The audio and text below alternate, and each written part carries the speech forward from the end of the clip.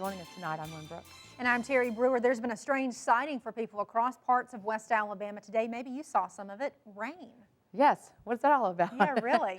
It's been days since some parts have seen any significant rain, and the dry grass and gardens certainly need that soaking. We have a live look for you over the city of Tuscaloosa from our WVUA tower camera.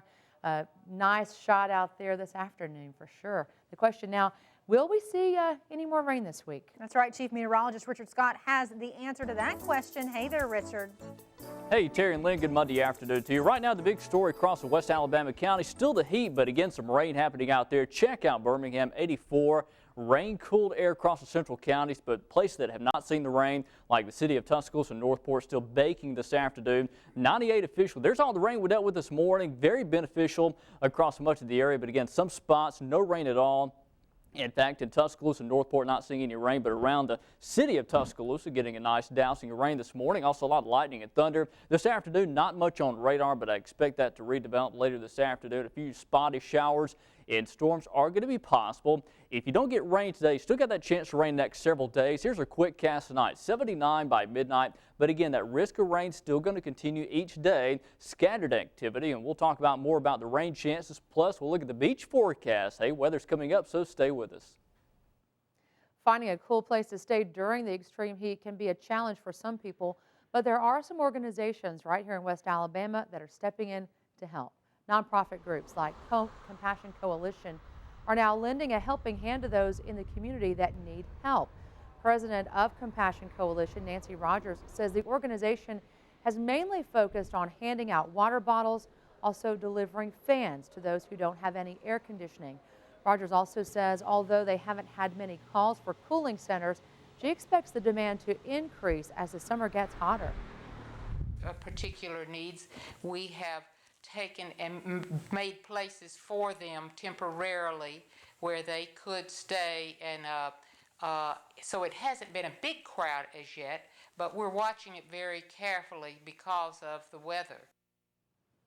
If you'd like to donate to Compassion Coalition, or if you need a cool place to stay during all this hot weather, you can give them a call. The number is 205-349-2797.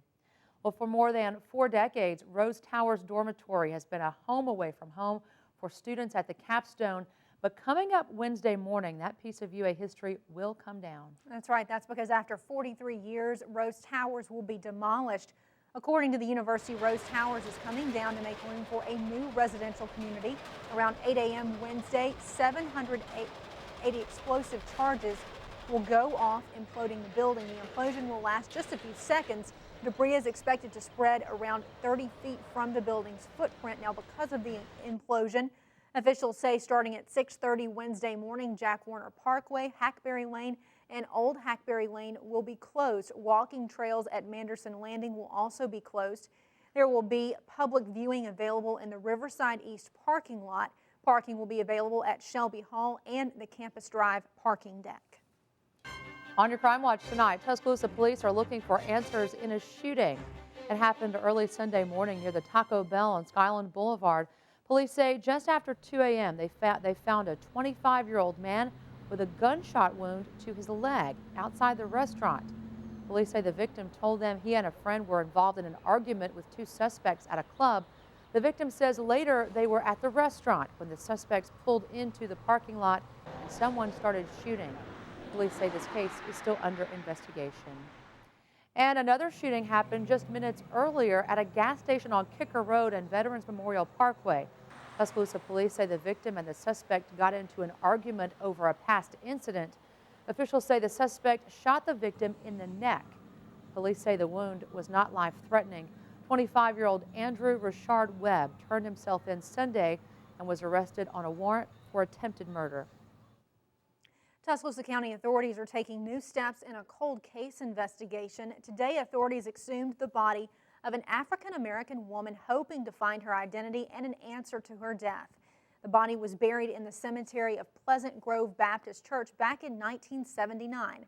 Tuscaloosa Metro Homicide Unit authorities tell us when the woman was found, her body was so decomposed that she could not be identified. There were no reports of a missing person that matched her description, but authorities believe she was murdered. We spoke to a deacon of the church near the cemetery, who said this case is a reminder not to take your loved ones for granted. That could have been my daughter. I got 2 granddaughters, one 12 and one 2. That could have been mine. It could have been yours. Could have been these gentlemen's here, anybody's. And it's sad story. Captain Lloyd Baker with the Tuscaloosa Metro Homicide Unit says they're sending the body to the State Department of Forensic Sciences, then to a lab in Texas to get a DNA profile.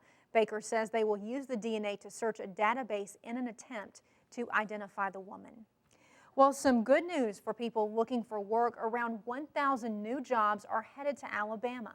European aircraft manufacturer Airbus has announced plans for a commercial jet line in Mobile. Officials say it will be located at a former Air Force base where Airbus already has an engineering facility.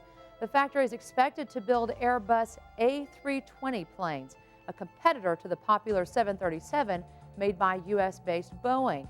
The plant is expected to cost around $600 million to build and will employ 1,000 people when it reaches full production. Airbus made the official announcement this morning. We are very honored as Airbus to be a part of a truly American celebration in an American town that we are proud to call home.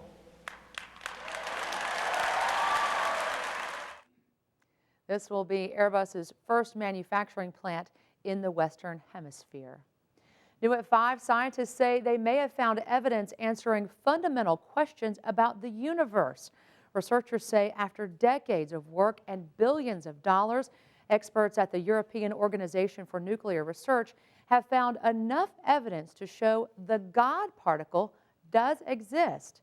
They say data will show the footprint and shadow of the key particle known as Higgs boson rather than provide proof it has been glimpsed or discovered.